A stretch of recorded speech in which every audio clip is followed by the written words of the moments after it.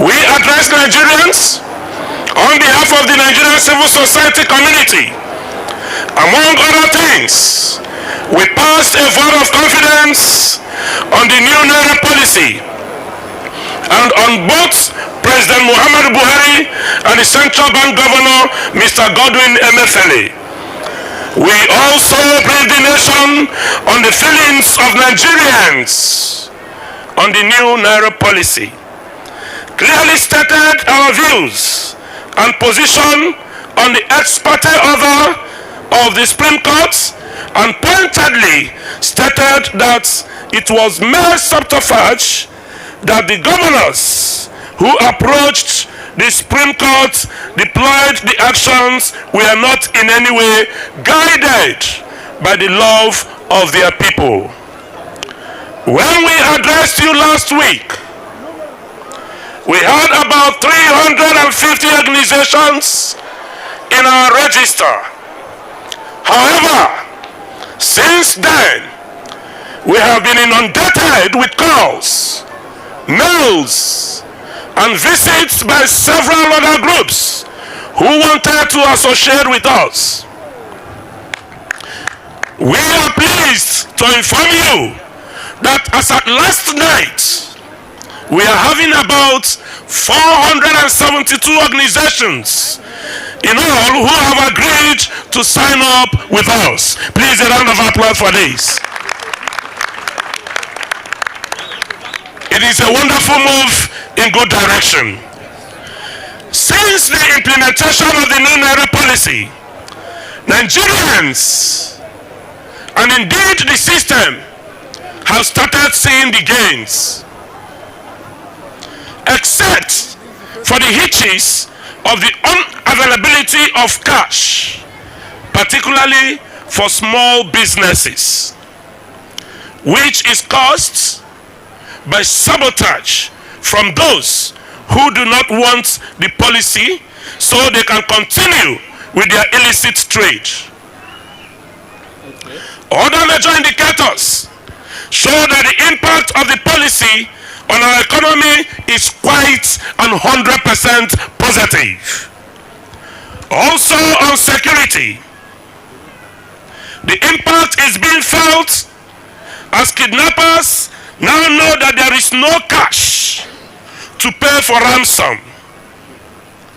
On our electoral process, it is now obvious to Nigerians that it is only the vote buyers that are complaining. This policy is facing a syndicated attack from a group of governors who we have termed the G10 governors. We call them the G10 governors. These governors have vowed that this policy will not see the light of the day. They are willing to go the extra mile, including making our country ungovernable and undermining constitutional governance, and bring the entire country to a halt, all for their own reasons, which are very much selfish. Gentlemen of the press and fellow Nigerians, you know very much that our primary economics states that money moves in cycles. Banks pay money out, money is paid into banks. That is how cash circulates in an economy. So, do we not wonder why banks pay out money and the money is not paid back into the banks? These G10 governors are mopping up the money and stopping it from circulation. The Central Bank of Nigeria had announced that it deployed 300 billion, I say it again, 300 billion in cash as first tranche of cashes it disbursed. Now, we all can agree that the money was hijacked and did not trickle down to the people. And the people who took hold of it from the commercial banks have not brought it out to circulate. They are withholding the money using various means, including deploying agents who use multiple ATM cards. They go into the banks with a lot of ATM cards, they pull this cash, they take it home to their masters. They withdraw this money, colluding with their banker agents to continue to trap the monies in the banks and buying off cash from business places that ordinarily make huge cash transactions like petrol stations, supermarkets, and departmental stores. This has made some of these businesses insist on only cash payment, as the profit they make from the sales of the naira covers for the loss of business from those who do not have the cash to pay. Gentlemen of the press, may we now inform you that we have uncovered, I said that we have uncovered a grand plot. I repeat, we have uncovered a grand plot by the G10 governors who have resolved to make Nigeria ungovernable for President Muhammadu Buhari if he refuses to reverse the new Naira policy. It is amazing to know that the governors behind this plot were the same governors a couple of years ago took advantage of every opportunity to praise President Muhammadu Buhari to high heavens. However, obviously because the second tenure is coming to an end, these G10 governors now believe that the president is not deserving of their respect. That in itself is quite hypocritical. It means all they were showing the president was sycophantic solidarity. Hence, we must therefore remind them that at this point in time, that President Muhammadu Buhari is and still remains the president and commander-in-chief of the armed forces of the Federal Republic of Nigeria until 29th May 2023, and not one day before. They cannot remove him one day before 29th May 2023. Unfortunately and quite so, these governors have switched allegiance to a new godfather, not minding that he is yet to win the presidential election. They are willing to their constitutional governance and do anything, including creating anarchy, just to enthrone him and achieve their narrow political ambitions. If I may remind you, the governor of Kaduna State, as you all know, has announced that once their candidate wins, they would cancel the new Naira policy. It is everywhere. We know that. So tell me, Nigerians, where his respect lies. We therefore ask, how many legacies of the President Buhari administration would the Kaduna governor demand that the new government they intend to form should cancel and reverse?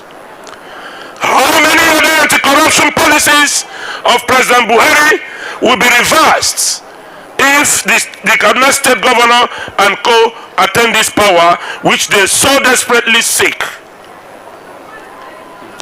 Maybe the whistleblower policy of the president will go alongside some other anti-corruption legislations. Gentlemen of the press, fellow Nigerians, our intelligence shows there will be intensified cash scarcity. There will be drama across the geopolitical zones of the country. People will pretend to collapse in marketplaces and the banks. People will go naked as protesting against this Naira design policy. There will be pre-arranged fights and many other things to press home their demands. Many people have been activated to make this happen. Groups have also been mobilized to daily report at various banks' ATM locations to always stand around, cluster there, help create the impression and make it look. Yes, my people. When I don't hear them, when I hear what these people they talk, the fact remains this. And listen to me now.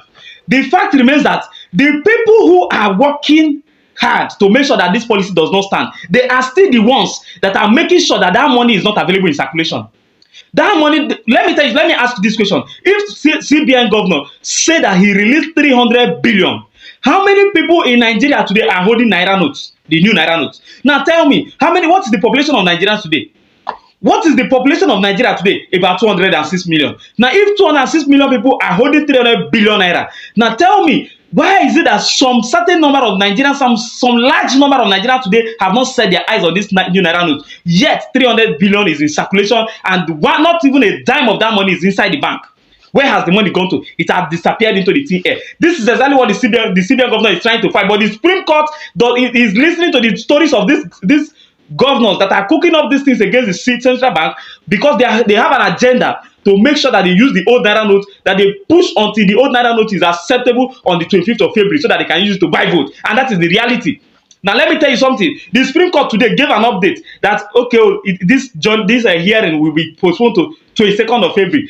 What is this trying to tell you? They said it will be postponed to 22nd of February, also stating that the old Naira note will remain a legal tender until they are done with their hearing, which is to clearly state to you that even if the Supreme Court is going to give an order that, okay, the policy should remain on 22nd, automatically there will be a grace of 7 days that will be given for people to return the old Naira note to the bank, which means on 25th of February, that money, the old Naira note will still be legal tender and will still be used to buy votes, which is to make sure that the plan of the central bank does not come to pass, that does not work. This is exactly what we are telling Nigeria, but some people will still not understand. See, your enemies are not the bank, and your enemies are not the central bank. Your enemy is not the federal government. Your enemies are the people that are making sure that this money is not available in the society. The people that are running to the Supreme Court that did not refuse to run to Supreme Court when fuel was not available. The people that run to Supreme Court to get order but refuse to go to Supreme Court to complain that in their states that there are several banditry activities. Why have they not gone to get order from Supreme Court over those activities? The states are insecure. The roads are insecure. Our railway have drained over how many times, but yet no order was received to make sure that the security agencies are deployed across those areas because they are not interested, because it affects only the common Nigerian people. While the issue that anything that have to affect them becomes an issue and they will make sure they fight it to the end. This is exactly what we are saying, but Nigerian people still fail to understand. You fail to understand, and that is why some Nigerians are burning the banks, and you don't blame them. You don't blame because the hardship of these people's agenda, that the hardship that are put into the society is too much, is unbearable. And this is exactly what the result is turning out to. And I'm talking to Nigerian people, explaining to people to understand what the situation is, but some people will still think that the people who mean well for them are these people who are running to the Supreme Court. But I want to put it to you clearly today that those going to Supreme Court are the clear and the pure and the perfect enemy of Nigerians. And that is the fact, and that remains the fact, and that will continue to remain the fact tomorrow.